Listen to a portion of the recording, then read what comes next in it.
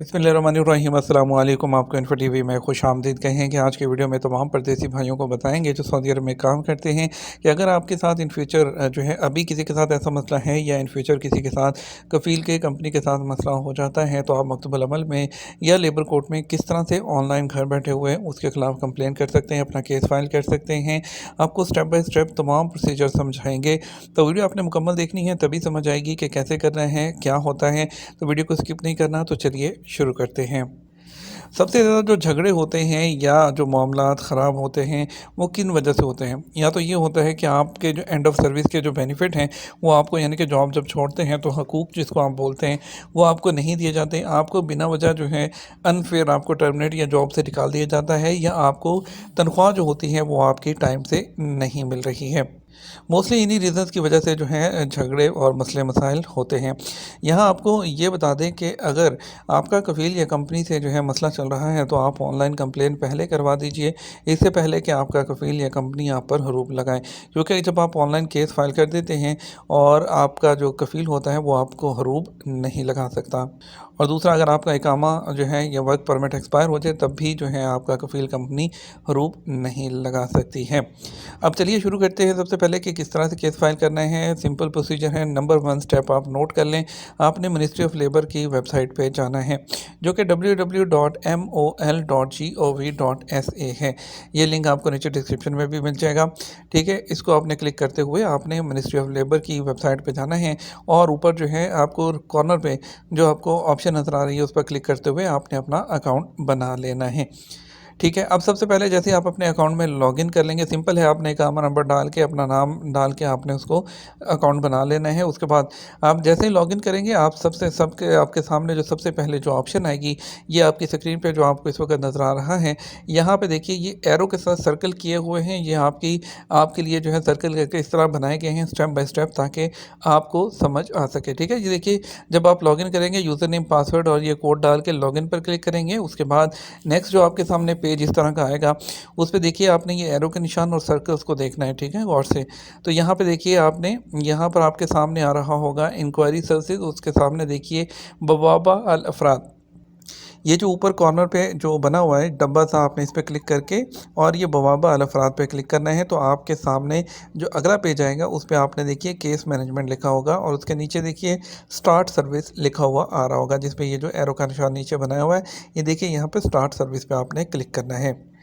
Next page पे आपको लंबा चौड़ा जो एक फॉर्म है वो फिल करने को मिलेगा। मिनिस्ट्री ऑफ लेबर जैसे ही आप अपना वो डालेंगे इकामा नंबर तो आपका तमाम डाटा जो है वो फेच कर लेगी, वो डाटा आ जाएगा।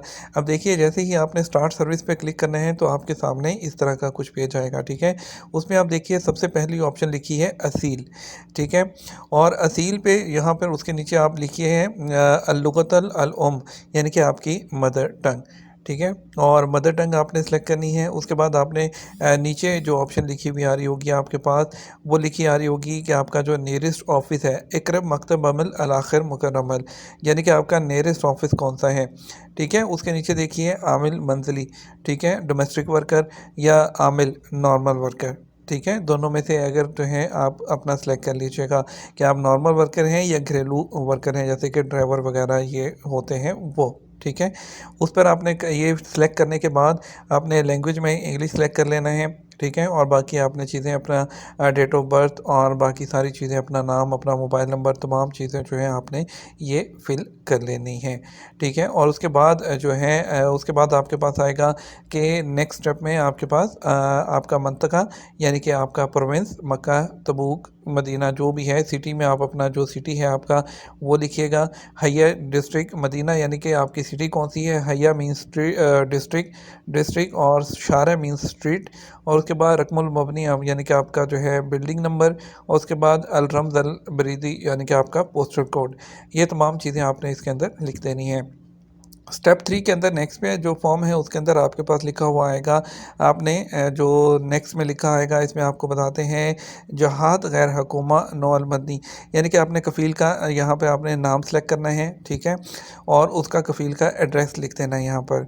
उसके बाद नेक्स्ट में आपने एम्प्लॉयमेंट इंफॉर्मेशन फिल करनी है जिसमें आपके देखिए यहाँ पर आपका लिखा होगा कि आपका जो कॉन्ट्रैक्ट है आपकी जो सैलरी है वो मंथली है। आपने 9 अलजर में शहरी यानी कि मंथली, और आपका 9 अलग आपने यानी कि कॉन्ट्रैक्ट महदूद अलमुद्दा यानी कि फ़िक्स टर्म कॉन्ट्रैक्ट, अलरातब अलहाली यानी कि ग्रॉस सैलरी, उसके बाद तारीख़ अलअक़द date of start of contract, तारीख़ इंतहा अलअक़द कॉन्ट्रैक्ट एक्सपायरी डेट। ये आपने डेट्स वो कॉन्ट्रैक्ट स्टार्टिंग डेट जो एक्सपायरी डेट है वो लिख देनी है, ठीक है।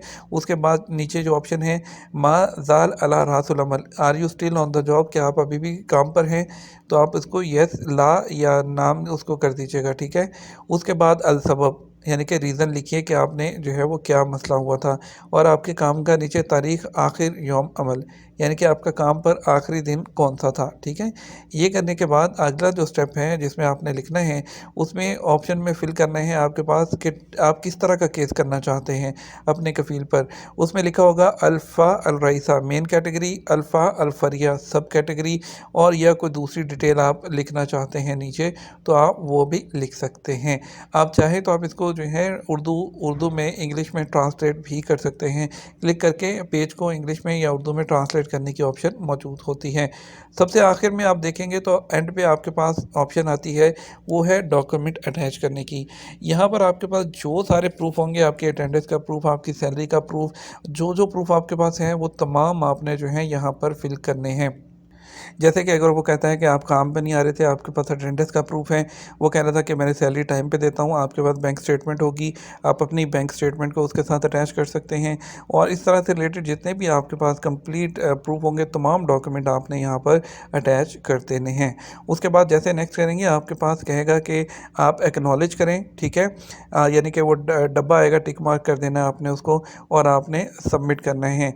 यानी कि एक्नॉलेजमेंट करने के बाद आपको जो है सिंपल लास्ट स्टेप में सबमिट की ऑप्शन आएगी, तो आपकी जो कंप्लेन है वो सबमिट हो जाएगी। उसके बाद क्या होगा, उसके बाद आपको एक एसएमएस आएगा HRSG ह्यूमन रिसोर्स मिनिस्ट्री की तरफ से ह्यूमन, तो वो मैसेज में आपको एक लिंक भी दिया होगा। आपको कहा जाएगा कि आप जो एक रिमोट सेशन है वो अटेंड कर सकते हैं। आपको एक दफ़ा जो है वो कॉल पे या इस सेशन के ज़रिए वीडियो कॉल पे लिया जाएगा। आपसे जो है कोशिश की जाएगी कि आपकी जो फ्रेंडली सेटलमेंट है कोर्ट के जो है बाहर हो जाए। फ्रेंडली सेटलमेंट जो है जो कोर्ट है वो डिसाइड करेगा 21 दिन के अंदर अंदर, आप दोनों को बुलाएगा, आपको आपके कफ़ील को मसला हल कराने की कोशिश करेगा कि केस आगे ना जाए, यहीं पे जो है वो सुलह सफाई के साथ जो मामला है आपका ख़त्म हो जाए। अगर फॉर इंस्टेंस आपका जो है मसला हल नहीं होता 21 दिन के अंदर अंदर, दोनों भी किसी बात पे नहीं मानते हैं, और उसके बाद क्या होता है, उसके बाद फिर आपको नाजिज़ केस आपको फ़ाइल करना होता है। अगर दोनों में से कोई भी नहीं मानता है तो 30 दिन के अंदर अंदर आपको नाजिज़ पोर्टल पर जो है अपना केस फाइल करना होता है। नाजिज़ पोर्टल पर किस तरह से केस फाइल करते हैं उसके लिए अलग से वीडियो हमारे चैनल पर मौजूद है, अगर देखना हो तो आप उसको देख सकते हैं। उम्मीद करते हैं आज की वीडियो आपको पसंद आएगी। वीडियो को लाइक और शेयर कीजिएगा। अपना ख्याल रखिएगा। अस्सलाम वालेकुम।